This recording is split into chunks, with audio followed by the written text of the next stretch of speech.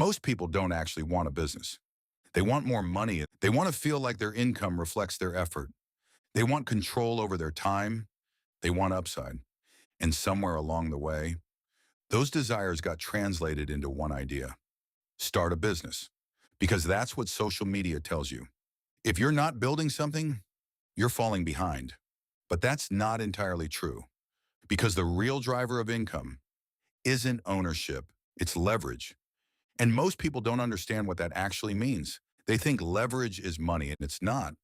Leverage is the ability to produce more output without increasing your input at the same rate. And there are three main ways that happens.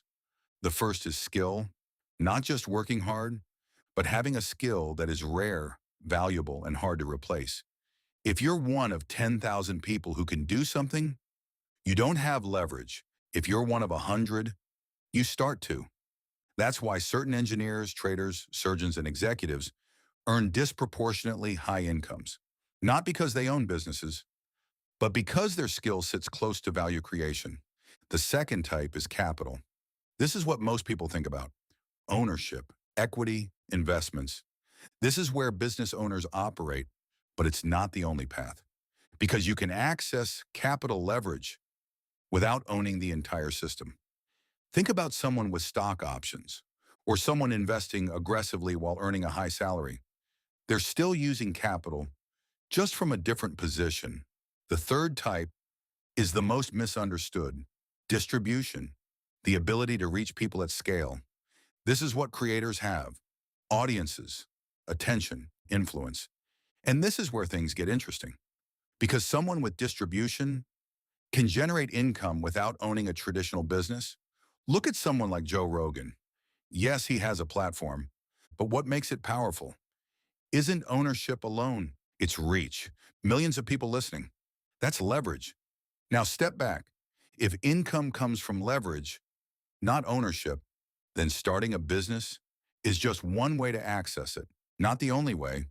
And for a lot of people, not the best way, because business ownership comes with something else: full responsibility.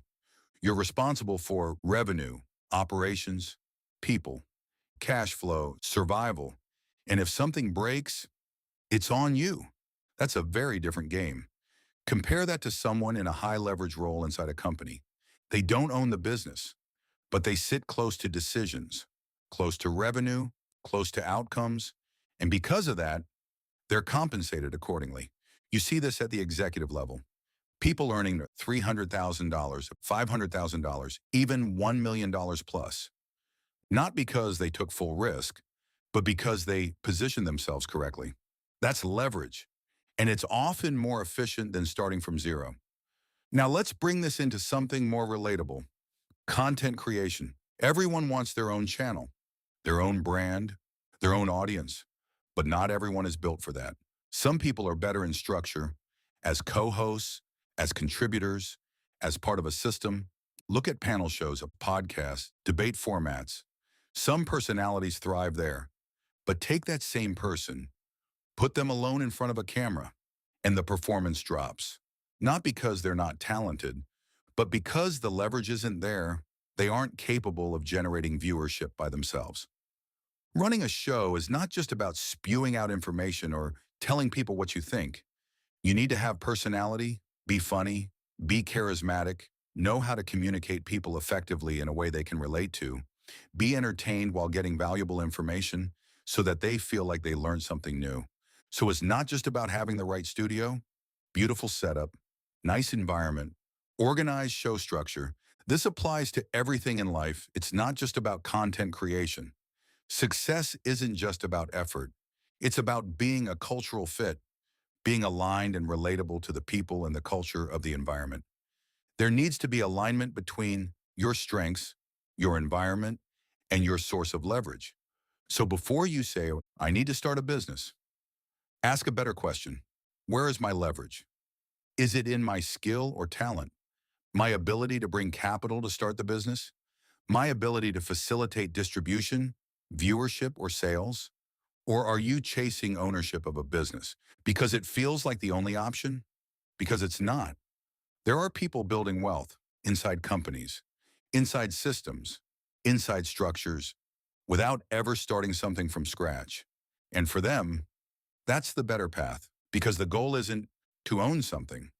It's to build a life where your income matches your goals and your risk tolerance. That's the real equation.